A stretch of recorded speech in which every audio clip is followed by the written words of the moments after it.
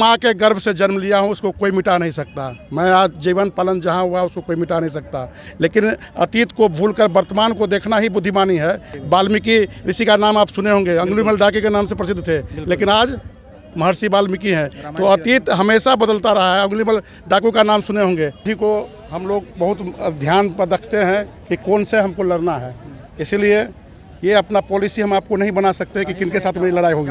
कोई चुनौती नहीं है। जनता मतदाता मालिक तैयार हैं और निश्चित रूप से यहाँ के जनता ने जिस प्रकार से निर्णय लिया है वहाँ हमको कोई चुनौती नज़र नहीं आ रही है। लेकिन जिस प्रकार से आज मिथिलांचल जैसे उर्वरा भूमि का उपेक्षा किया गया यहाँ के सांसदों के द्वारा या बिहार सरकार के द्वारा या केंद्र सरकार के द्वारा, निश्चित रूप से मिथिलांचल का जो सबसे बड़ा समस्या है पलायन का है, और वो पलायन तभी रुकेगा। मुकेश सहनी जा चुके हैं, क्या लगता है ये लड़ाई अब कितना आसान हो गया होगा?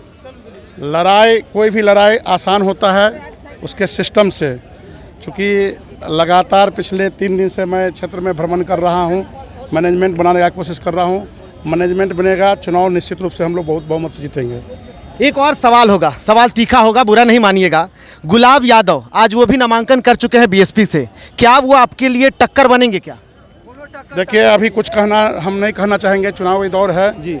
विरोधी को हम लोग बहुत ध्यान पर रखते हैं कि कौन से हमको लड़ना है।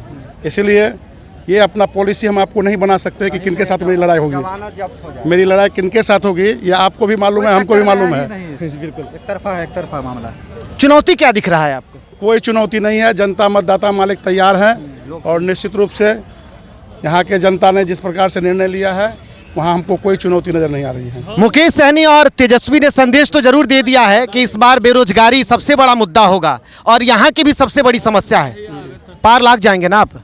निश्चित रूप से, चूँकि अभी तक जो केंद्र में गए हैं, क्या प्रयास किए नहीं प्रयास किए ये आप उनके सदन में भाषण से देख सकते हैं जी। लेकिन जिस प्रकार से आज मिथिलांचल जैसे उर्वरा भूमि का उपेक्षा किया गया यहाँ के सांसदों के द्वारा या बिहार सरकार के द्वारा या केंद्र सरकार के द्वारा, निश्चित रूप से मिथिलांचल का जो सबसे बड़ा समस्या है पलायन का है, और वो पलायन तभी रुकेगा जब यहाँ रोजगार के अवसर मिलेंगे।